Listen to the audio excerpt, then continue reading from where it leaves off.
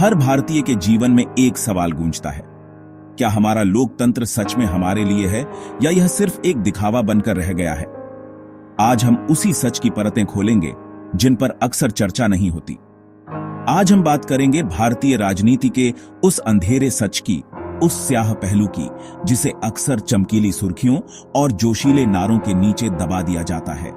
ये वो सच है जो चुनावी शोरगुल में कहीं खो जाता है। हर 5 साल में चुनावी मेला सजता है, एक उत्सव की तरह माहौल बनता है। मंचों से बड़े बड़े वादे किए जाते हैं, लुभावने वादे, असंभव वादे, विकास की गंगा बहाने की कस्में खाई जाती हैं। हर नेता अपने क्षेत्र को स्वर्ग बनाने का दावा करता है, लेकिन चुनाव खत्म होते ही जैसे ही मतपेटी खुलती है और परिणाम सामने आते हैं, ये वादे धूल फांकते रह जाते हैं, फाइलों में दब जाते हैं और भुला दिए जाते हैं। और जनता खुद को ठगा हुआ महसूस करती है। उन्हें लगता है कि उनके साथ धोखा हुआ है, उनका विश्वास तोड़ा गया है। सोचिए, जिस लोकतंत्र को हमने संघर्षों के बाद हासिल किया, अनगिनत कुर्बानियां दी, क्या वो अब सिर्फ एक तमाशा बनकर रह गया है? क्या ये लोकतंत्र लोक का तंत्र न रहकर सिर्फ नेताओं का तंत्र बन गया है? नेता आपको धर्म के नाम पर लड़ाते हैं, जाति के नाम पर बांटते हैं, राष्ट्रवाद के नाम पर बांटते हैं, देशभक्ति के नाम पर आपको गुमराह करते हैं, ताकि आप असली सवाल न पूछें, ताकि आप उनसे जवाबदेही न मांगे। शिक्षा की गुणवत्ता के बारे में, इलाज की उपलब्धता और अफोर्डेबिलिटी के बारे में, रोजगार के अवसरों के बारे में। बिहार चुनाव फिर वही पुराना नाटक दोहराने को तैयार है।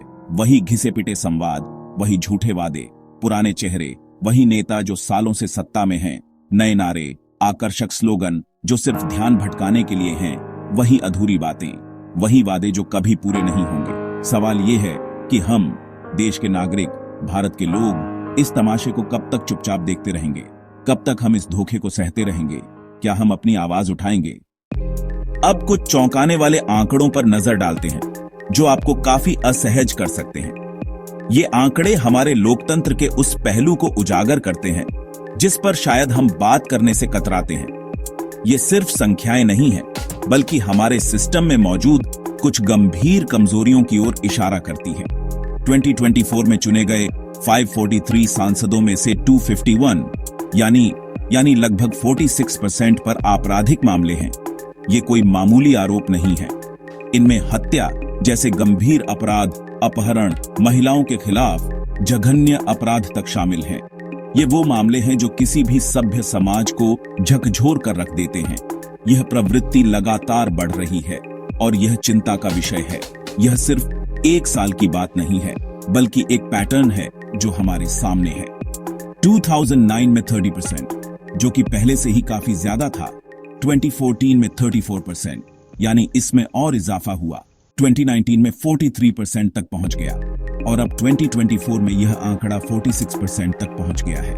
यह एक खतरनाक संकेत है।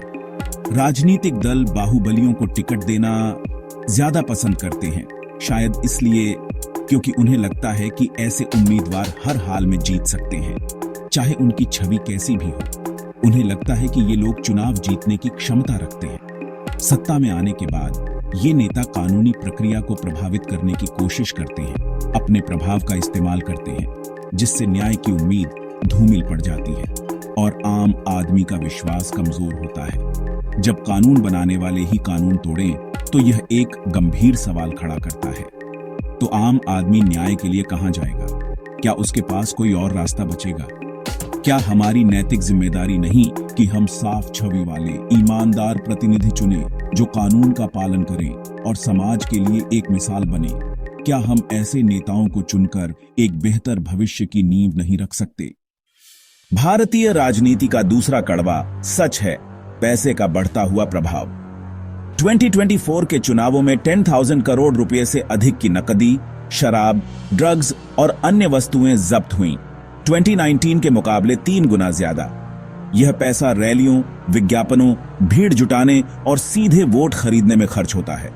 चुनावी बॉन्ड के जरिए कॉरपोरेट्स ने पार्टियों को गुमनाम चंदा दिया, बदले में नीतियां अपने पक्ष में बनवाईं। करोड़ों खर्च करने वाला उम्मीदवार सत्ता में आकर सबसे पहले अपना पैसा वसूलता है। भ्रष्टाचार, घूसखोरी, सरकारी योजनाओं की लूट। इस खेल में हार हमेशा आम जनता की होती है, जिसका पैसा नेताओं की तिजोरियों में चला जाता है। अगली बार कोई नेता वोट मांगे तो पूछिए, चुनाव लड़ने के लिए करोड़ों कहां से आए। बिहार, जो कभी ज्ञान का केंद्र था, आज बेरोजगारी और पलायन की मार झेल रहा है। हर साल लाखों युवा डिग्रियां लेकर निकलते हैं, लेकिन नौकरी नहीं मिलती। नतीजा, पलायन। घर के कमाने वाले बाहर जाते हैं, पीछे रह जाते हैं बूढ़े माँ बाप और सूने घर। लॉकडाउन में प्रवासी मजदूरों की दर्दनाक तस्वीरें सबने देखी, लेकिन चुनाव आते ही ये मुद्दे गायब हो जाते हैं। स्वास्थ्य व्यवस्था भी बदहाल। अस्पतालों में डॉक्टर, नर्स, बिस्तर की भारी कमी। इलाज के लिए लोगों को बाहर जाना पड़ता है। नीति आयोग की रिपोर्ट में बिहार अक्सर सबसे नीचे रहता है। यह सिर्फ आंकड़ा नहीं, लाखों जिंदगियों की कहानी है। जब तक जनता इन बुनियादी सवालों पर नेताओं को जवाबदेह नहीं ठहराएगी, बदलाव नहीं आएगा। जब नेताओं के पास जमीनी स्तर पर विकास दिखाने को कुछ नहीं होता, जब वादे सिर्फ कागजों पर ही सिमट कर रह जाते हैं और हकीकत में कोई बदलाव नजर नहीं आता, तब तो वे जाति और धर्म का जहर घोलते हैं। समाज को बांटने की कोशिश करते हैं ताकि लोग असली मुद्दों से भटक जाएं और उनकी नाकामियों पर पर्दा डाला जा सके। वे जानते हैं कि एकता में शक्ति है, इसलिए वे फूट डालो और राज करो की नीति अपनाते हैं। चुनाव आते ही असली मुद्दे गायब। शिक्षा, स्वास्थ्य, रोजगार, महंगाई जैसे मुद्दे कहीं पीछे छूट जाते हैं। बताया जाता है कि आपका धर्म या जाति खतरे में है। आपको डराया जाता है ताकि आप सोचने समझने की शक्ति खो बैठें और भावनाओं में बहकर गलत फैसला ले लें। वे आपको एक काल्पनिक दुश्मन दिखाते हैं ताकि आप अपने असली दुश्मनों को भूल जाएं। नेता जानते हैं, अगर जनता ने शिक्षा यानी अच्छी शिक्षा की मांग की, गुणवत्तापूर्ण शिक्षा की बात की, स्वास्थ्य यानी बेहतर स्वास्थ्य सेवाओं की मांग की, अस्पतालों में सुविधाओं की बात की, रोजगार पर सवाल पूछे, नौकरियां कहां हैं, युवाओं के लिए अवसर कहां हैं, ये सवाल किए, तो जवाब देना मुश्किल होगा, क्योंकि उनके पास कोई ठोस जवाब नहीं होता, कोई योजना नहीं होती, सिर्फ खोखले वादे होते हैं। इसलिए वे हम बनाम वो की लड़ाई खड़ी करते हैं। एक ऐसा माहौल बनाते हैं जहां लोग एक दूसरे को शक की निगाह से देखें, ताकि आप असली दुश्मन, बेरोजगारी जो आपके भविष्य को अंधकारमय बना रही है, गरीबी जो आपको बुनियादी जरूरतों से भी वंचित रख रही है, भ्रष्टाचार को भूल जाएं और उनकी चाल में फंस जाएं। बिहार में हर पार्टी का वोट बैंक जाति पर टिका है, जहां विकास के मुद्दे गौण हो जाते हैं और जातिगत समीकरण ही चुनाव का आधार बन जाते हैं। उम्मीदवार की योग्यता से ज्यादा उसकी जाति मायने रखती है। एक डॉक्टर, इंजीनियर या शिक्षक होने से ज्यादा जरूरी है कि वह किस जाति से है। लोकतंत्र एक जातीय जनगणना बनकर रह गया है, जहां हर वोट जाति के आधार पर गिना जाता है, न कि मुद्दों के आधार पर। जहां लोग मुद्दों के लिए नहीं, पहचान के लिए वोट करते हैं, अपनी जाति के नाम पर, अपने धर्म के नाम पर, लेकिन अपने भविष्य के लिए नहीं। अगली बार कोई नेता जाति या धर्म के नाम पर वोट मांगे, आपसे भावनात्मक अपील करे, तो पूछिए, आपने बच्चों के भविष्य के लिए क्या किया? आपने शिक्षा, स्वास्थ्य और रोजगार के लिए क्या किया? और याद रखिए, आपका वोट आपकी पहचान नहीं, आपका भविष्य है। आज राजनीति का बड़ा मैदान है, मीडिया और सोशल मीडिया। गोदी मीडिया सरकार से सवाल पूछने की बजाय विपक्ष को घेरता है और असली मुद्दों से ध्यान भटकाता है। टीवी चैनल आपको स्कूलों की छत या अस्पताल की दवा नहीं दिखाएंगे, बल्कि हिंदू मुसलमान, मंदिर मस्जिद की बहसों में उलझाएंगे। यह पत्रकारिता नहीं, प्रोपेगेंडा है। सरकार के पक्ष में नैरेटिव बनाना, जनता को सच से दूर रखना। व्हाट्सएप यूनिवर्सिटी झूठी खबरें, नफरत भरे संदेश फैलाती है। चुनाव के वक्त यह सबसे ज्यादा सक्रिय रहती है। लगातार झूठ सुनते सुनते लोग सच भूल जाते हैं। राजनीतिक दल आईटी सेल से फर्जी खबरें फैलाते हैं। अगली बार कोई भड़काऊ संदेश आए तो उसे फॉरवर्ड करने से पहले सोचें। एक जागरूक नागरिक ही इस प्रोपेगेंडा को हरा सकता है। चुनावों में मुफ्त की रेवड़ियों का वादा आम हो गया है। बिजली, पानी, लैपटॉप, स्कूटी, ये अस्थायी लालच है, स्थायी समाधान नहीं। राज्य के खजाने पर बोझ, विकास के काम ठप। नेता चाहते हैं कि आप हमेशा उनके सामने हाथ फैलाए रहें, ताकि वे बार बार चुनाव जीत सकें। चुनाव जीतने के बाद ये वादे या तो पूरे नहीं होते, या फिर उनका लाभ कुछ ही लोगों तक पहुंचता है। मुफ्त बिजली का वादा, लेकिन बिजली आती नहीं। लैपटॉप मिलता है, लेकिन चलता नहीं। हमें सरकारों से मुफ्त की चीजें नहीं, अच्छी शिक्षा, स्वास्थ्य और रोजगार की मांग करनी चाहिए। असली विकास खैरात से नहीं, अवसर पैदा करने से होता है। इस निराशा में उम्मीद की किरण है। देश का युवा, आपके कंधों पर जिम्मेदारी है सवाल पूछने की।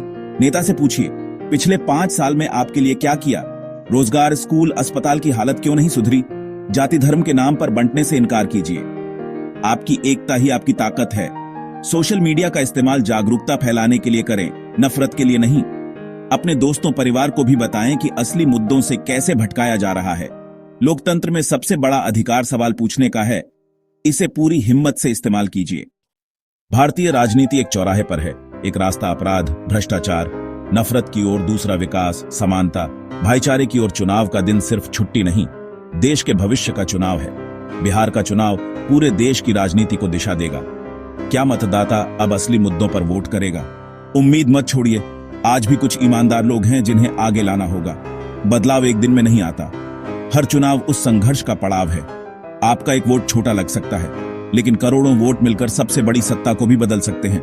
वोट देने जाएं तो सोचिए आप अपने और अपने बच्चों के लिए कैसा भारत चाहते हैं, क्योंकि बेहतर कल का रास्ता आपके वोट से होकर ही जाता है। नमस्कार, अगर आपको यह वीडियो पसंद आया हो तो लाइक करें, शेयर करें और रिसर्च इंडिया को सब्सक्राइब करें। आपका समर्थन हमारे लिए बहुत महत्वपूर्ण है। धन्यवाद।